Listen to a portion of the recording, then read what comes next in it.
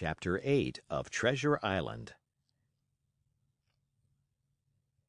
Treasure Island by Robert Louis Stevenson. Chapter 8 At the Sign of the Spyglass. When I had done breakfasting, the squire gave me a note addressed to John Silver at the sign of the Spyglass, and told me I should easily find the place by following the line of the docks and keeping a bright lookout for a little tavern with a large brass telescope for sign. I set off, overjoyed at this opportunity to see more of the ships and seamen, and picked my way among a great crowd of people and carts and bales, for the dock was now at its busiest, until I found the tavern in question. It was a bright enough little place of entertainment. The sign was newly painted, the windows had neat red curtains, the floor was cleanly sanded. There was a street on each side and an open door on both, which made the large, low room pretty clear to see in spite of clouds of tobacco smoke. The customers were mostly seafaring men, and they talked so loudly that I hung at the door, almost afraid to enter. As I was waiting, a man came out of a side room, and at a glance I was sure he must be Long John. His left leg was cut off close by the hip, and under the left shoulder he carried a crutch, which he managed with wonderful dexterity, hopping about upon it like a bird. He was very tall and strong, with a face as big as a ham, plain and pale, but intelligent and smiling. Indeed, he seemed in the most cheerful spirits, whistling as he moved about among the tables, with a merry word or a slap on the shoulder for the more favored of his guests. Now, to tell you the truth, from the very first mention of Long John in Squire Trelawney's letter, I had taken a fear in my mind that he might prove to be the very one-legged sailor whom I had watched for so long at the old Benbow. But one look at the man before me was enough. I had seen the captain, and Black Dog, and the blind man Pew, and I thought I knew what a buccaneer was like, a very different creature, according to me, from this clean and pleasant-tempered landlord. I plucked up courage at once, crossed the threshold, and walked right up to the man where he stood, propped on his crutch, talking to a customer. "Mr. Silver, sir?" I asked, holding out the note. "Yes, my lad," said he. "Such is my name, to be sure. And who may you be?" And then, as he saw the squire's letter, he seemed to me to give something almost like a start. "Oh," said he, quite loud, and offering his hand. "I see. You are our new cabin boy. Pleased I am to see you." And he took my hand in his large, firm grasp. Just then one of the customers at the far side rose suddenly and made for the door. It was close by him, and he was out in the street in a moment. But his hurry had attracted my notice, and I recognized him at glance. It was the tallow-faced man, wanting two fingers, who had come first to the Admiral Benbow. "Oh!" I cried. "Stop him! It's Black Dog!" "I don't care two coppers who he is," cried Silver, "but he hasn't paid his score. Harry, run and catch him." One of the others who was nearest the door leaped up and started in pursuit. "If he were Admiral Hawk, he shall pay his score," cried Silver.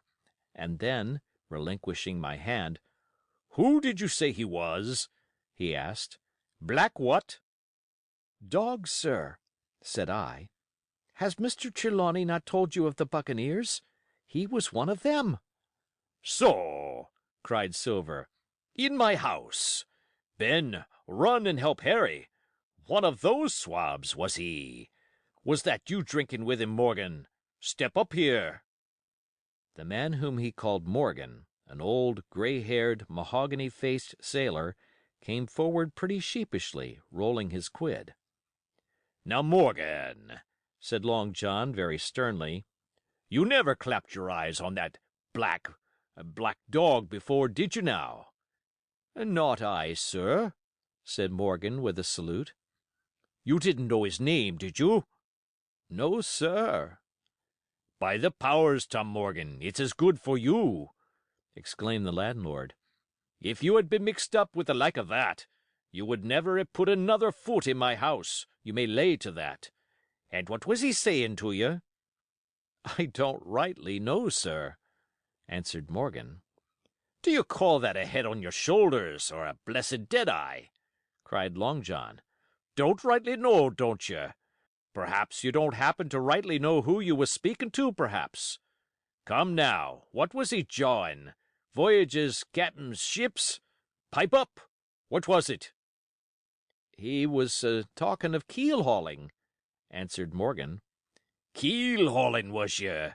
And a mighty suitable thing, too, and you may lay to that. Get back to your place for a lubber, Tom." And then, as Morgan rolled back to his seat, Silver added to me in a confidential whisper that was very flattering, as I thought, "He's quite an honest man, Tom Morgan, only stupid. And now," he ran on again, aloud, "let's see, Black Dog. No, I don't know the name, not I. Yet I kind of think yes, I've seen the swab. He used to come here with a blind beggar, he used." "That he did, you may be sure," said I. "I knew that blind man, too. His name was Pew." "It was!" cried Silver, now quite excited. "Pew! That was his name for certain. Ah, he looked a shark, he did. If we run down this Black Dog now, there'll be news for Captain Trelawney.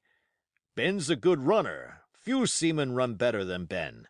He should run him down, hand over hand, by the powers. He talked of keel-hauling, did he? I'll keel-haul him." All the time he was jerking out these phrases, he was stumping up and down the tavern on his crutch, slapping tables with his hand, and giving such a show of excitement as would have convinced an Old Bailey judge or a Bow Street runner. My suspicions had been thoroughly reawakened on finding Black Dog at the spyglass, and I watched the cook narrowly. But he was too deep and too ready and too clever for me, and by the time the two men had come back out of breath and confessed that they had lost the track in a crowd, and been scolded like thieves, I would have gone bail for the innocence of Long John Silver. "See here now, Hawkins," said he. "Here's a blessed hard thing on a man like me, now, ain't it? There's Captain Trelawney. What's he to think? Here I have this confounded son of a Dutchman sitting in my own house drinking of my own rum.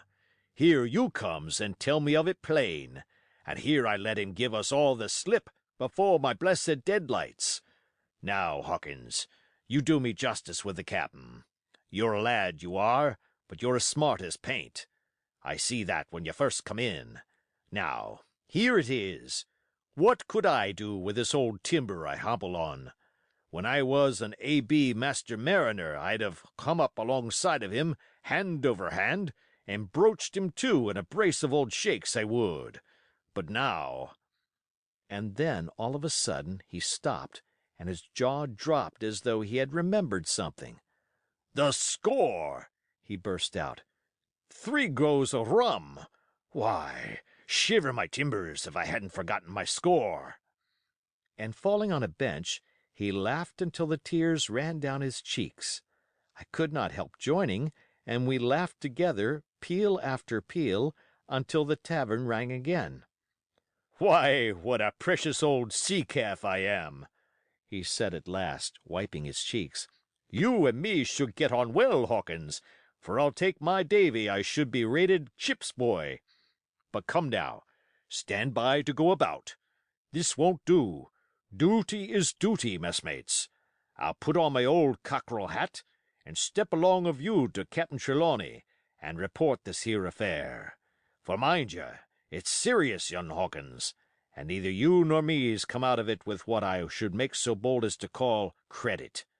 Nor you neither, says you, not smart, none of the pair of us smart.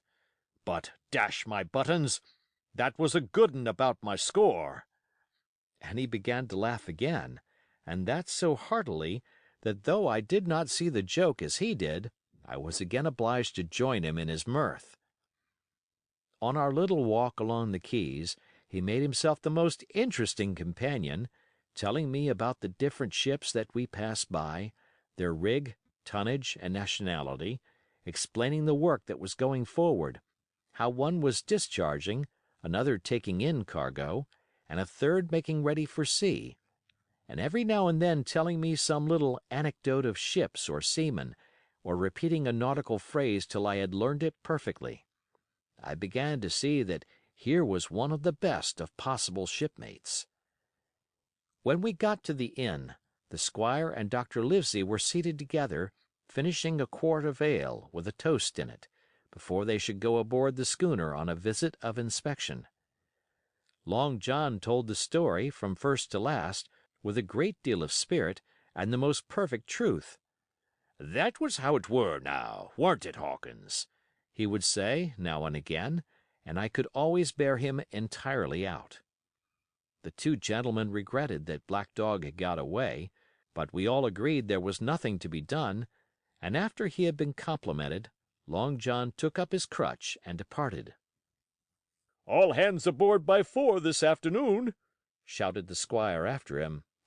"Aye, aye, sir," cried the cook in the passage. "Well, squire," said Dr. Livesey, "I don't put much faith in your discoveries as a general thing, but I will say this: John Silver suits me." "The man's a perfect trump," declared the squire. "And now," added the doctor, "Jim may come on board with us, may he not?" "To be sure he may," says Squire. "Take your hat, Hawkins, and we'll see the ship." End of chapter.